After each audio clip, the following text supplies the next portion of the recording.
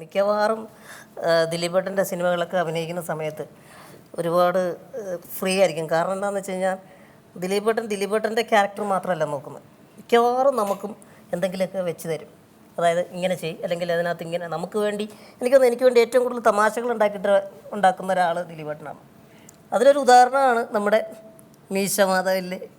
അതൊന്ന് മീശ മാധവനിൽ ഒരുപാട് സീക്വൻസ് ഉണ്ടല്ലോ. ഈ ഞാൻ ജനിച്ചു വളർന്നിട്ട് എന്ന് പറഞ്ഞാൽ ജനിച്ചു എന്ന് പറഞ്ഞാൽ മതി, വളർന്നൊന്നും പറയണ്ട. അത് പിന്നെ ആ പാത്രത്തിൽ വീഴുന്നത്, അതിന് ഒരുപാട് സീക്വൻസുകൾ അതിനകത്തുണ്ട്. പിന്നെ വേറെ കാര്യം വെച്ചാൽ ഇവനൊക്കെ വിചാരിക്കണ വെച്ചിട്ടുണ്ടെങ്കിൽ ഭക്ഷണം കഴിച്ച് കാശ് മഞ്ചു പോയെന്നാണ് നമ്മൾ പണിയെടുപ്പിക്കണേക്ക, അതിനാണ് ഇട്ട് കൊടുക്കണേ. ഇവൻ ആ സിനിമയിൽ ചിരിപ്പിച്ചാലും നമുക്കല്ലേ ഗുണം. പിന്നെ അതിൽ ഏറ്റവും ഒടുവിലത്തെ ഉദാഹരണമാണ് ദിലീപേട്ടൻ പ്രൊഡ്യൂസ് ചെയ്ത 2020-ൽ എനിക്ക് ഇതുപോലെ തന്നെ ഒരു ചെറിയ സീക്വൻസ് ഉള്ളൂ.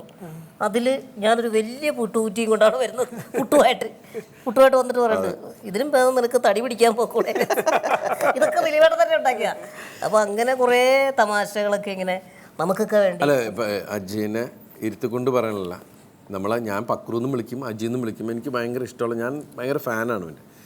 പക്ഷേ ഇതിനകത്ത് നമുക്ക് എന്തും പറയാനുള്ള സ്വാതന്ത്ര്യം തന്നിരിക്കുന്നു എന്ന് പറയാം. ഇപ്പം ഞാൻ ചിലപ്പോൾ നമ്മൾ പൊട്ടിച്ചിരിക്കുന്നുണ്ടാവും, പക്ഷെ ഒരിക്കൽ പോലും ഇവനത് ഫീൽ ചെയ്യുക. ചിലപ്പോൾ നമ്മൾ സംസാരിക്കുന്ന മുഴുവൻ ഇവൻ്റെ ഒരു രൂപം വച്ചിട്ടുള്ള തമാശകളായിരിക്കും. പക്ഷെ ഒരിക്കൽ പോലും ഇവൻ്റെ നല്ല മനസ്സെന്ന് വെച്ചാൽ അതിനെ പോസിറ്റീവായിട്ട് കണ്ടിട്ട് ആണ് കാണിക്കുന്നത്. ഇപ്പം ഞാൻ ചില സമയത്ത് സംസാരമൊക്കെ നടക്കുന്ന സമയത്ത് ഇവൻ്റെ അടുത്ത് പറയാറുണ്ട് ഓരോ കാര്യങ്ങൾ. ഇവൻ്റെ അടുത്ത് പറയും, ചേട്ടാ ഞാനിങ്ങനെ ഒരു കാറ് വാങ്ങിച്ചു, അല്ലെങ്കിൽ ഞാൻ വീട് പണിതു, ഇങ്ങനെയൊക്കെയാണ് കാര്യങ്ങൾ, ഇങ്ങനെ ഓരോ കാര്യങ്ങൾ പറയാറുണ്ട്. അപ്പോൾ ഞാൻ ഭയങ്കര എനിക്ക് റെസ്പെക്റ്റുള്ള ഒരാളാണ്. ഒന്നാമത് ഇവൻ വിചാരിച്ച പോലെയൊന്നുമല്ല. ഈ ഇരിക്കുന്ന ആളെന്ന് പറയുമ്പോൾ നമ്മൾ വിചാരിക്കും ഇയാൾക്ക് എത്ര വിദ്യാഭ്യാസം ഉണ്ടെന്ന് കേൾക്കി തോന്നും. കോളേജിലൊക്കെ പഠിച്ചിട്ടുണ്ട് അല്ലേ, ഉയർന്ന സ്ഥലത്ത് ഇരിക്കുന്നതുകൊണ്ട് ഉയർന്ന വിദ്യാഭ്യാസം. അതല്ല, MA അല്ല BA എക്കണോമിക്സ്. പിന്നെ BA എക്കണോമിക്സ് തമാശ പറഞ്ഞല്ല, നമ്മൾ കണ്ടാത്തൊന്നുമില്ല. പിന്നെ MA പ്രൈവറ്റായിട്ട്. പിന്നെ എന്താ PGDC. ആരാ? PGDC. ഇതാണ് എൻ്റെ കുഴപ്പം, എടുത്താൽ പൊങ്ങാത്ത എല്ലാ സാധനങ്ങളും ഇവനെടുക്കാൻ പോകും. പക്ഷെ ഇതൊന്നും അല്ല ഇപ്പൊ ചെയ്യുന്നത്, ജീവിക്കാൻ വേണ്ടി ഇതൊന്നും. എന്നിട്ട് സംഭവം ഇത്രയും ഡിഗ്രി എടുത്തെങ്കിലും ഒരു കാര്യമില്ലെങ്കിലും നമ്മൾ ചെയ്യുന്ന ജോലിയിൽ കാണിക്കുന്ന ഒരു സിൻസിയറിറ്റി ഉണ്ടല്ലോ, അത് ഭയങ്കരമാണ്. അപ്പോൾ ഒരു ദിവസം എടുത്ത് ഇങ്ങനെയാണ് അങ്ങനെയാണെന്നൊക്കെ പറയുമ്പോൾ ഞാൻ ഇങ്ങനെ അത്ഭുതപ്പെട്ട് ഇങ്ങനെ നോക്കിയിരുന്നിട്ട് പറഞ്ഞു, എന്താണേലും അജി നീ ദൈവത്തിൻ്റെ പടമൊക്കെ വെച്ച് പ്രാർത്ഥിക്കുമ്പോൾ അതിൻ്റെ കൂടെ ഒരാളുടെ പടവും കൂടി വെച്ച് പ്രാർത്ഥിക്കണം. അതെന്താണെന്ന് വെച്ചിട്ടുണ്ടെങ്കിൽ ഇവൻ പറഞ്ഞ അറിവാണെങ്കിൽ എൻ്റെ അടുത്ത് ഞാനിങ്ങനെ ചോദിച്ചു. കാരണം ഇത്രയും വിദ്യാഭ്യാസവും കാര്യങ്ങളുണ്ട്, കണ്ടാൽ പറയില്ല ഇത്രയും അറിവൊക്കെ ഉള്ള ഒരാളാണെന്ന് തോന്നുന്നു.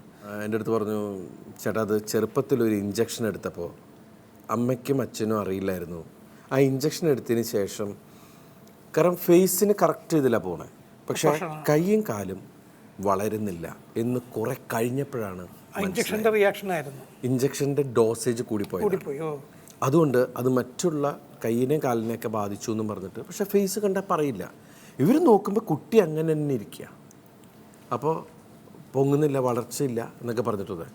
അപ്പോൾ ഇങ്ങനെ ഓരോ സങ്കടപ്പെട്ട് പറഞ്ഞപ്പോൾ ഞാൻ ഇവൻ്റെ അടുത്ത് പറഞ്ഞു, അജി അതിൽ സങ്കടപ്പെടേണ്ട കാര്യമില്ല, നീ ആ ഇഞ്ചക്ഷൻ എടുത്ത ആ നേഴ്സിൻ്റെ പടം അൽഫോൺസാമ്മയുടെ ഒക്കെ പടം വെക്കണ മാതിരി വെച്ച് പ്രാർത്ഥിക്കുക. കാരണം അവരന്ന് ആ ഡോസേജ് കയറ്റിയതിന് ചിലപ്പോൾ നല്ല ഒത്ത ശരീരമൊക്കെ ആണെങ്കിൽ ചിലപ്പോൾ പാട്ടിന് നടന്നകത്തുണ്ടാവും. കാരണം എനിക്ക് റെസ്പെക്റ്റ് എന്ന് വെച്ചാൽ അതിനെ എൻ്റെ ജീവിതം നശിച്ചു പോയെന്നോ അല്ലെങ്കിൽ എനിക്കൊന്നും ചെയ്യാൻ പറ്റില്ലെന്ന് കാണാതെ വളരെ സ്പോർട്ടീവായിട്ട് എടുത്ത് വളരെ പോസിറ്റീവായിട്ട് തിങ്ക് ചെയ്ത് നമുക്കൊരു മാതൃകയായിട്ട് ഒരു എല്ലാവർക്കും, കാരണം നത്തിങ് ഈസ് ഇമ്പോസിബിൾ എന്ന് പറയുന്ന ഒരാളാണ്. മാത്രമല്ല അത് മാത്രമല്ല ഞാൻ സംവിധായകനായിട്ട് ജോലി തുടങ്ങിയ ആളാണ്. കമൽ സാറിൻ്റെ അസിസ്റ്റൻ്റായിട്ട് ജോലി തുടങ്ങി. ഞാൻ ഇന്ന് വരെ ഒരു സിനിമ സംവിധാനം ചെയ്തിട്ടില്ല, അജി അതും ചെയ്തു. കാരണം അത് നിസ്സാര പണിയല്ല. ഒരു സംവിധായകനാവാന്ന് വെച്ചാൽ ഇത്രയും കാര്യങ്ങൾ കൺസീവ് ചെയ്ത് കുട്ടിയും കോലും അല്ലേ ആ സിനിമ സംവിധാനം ചെയ്ത ഒരാളാണ്.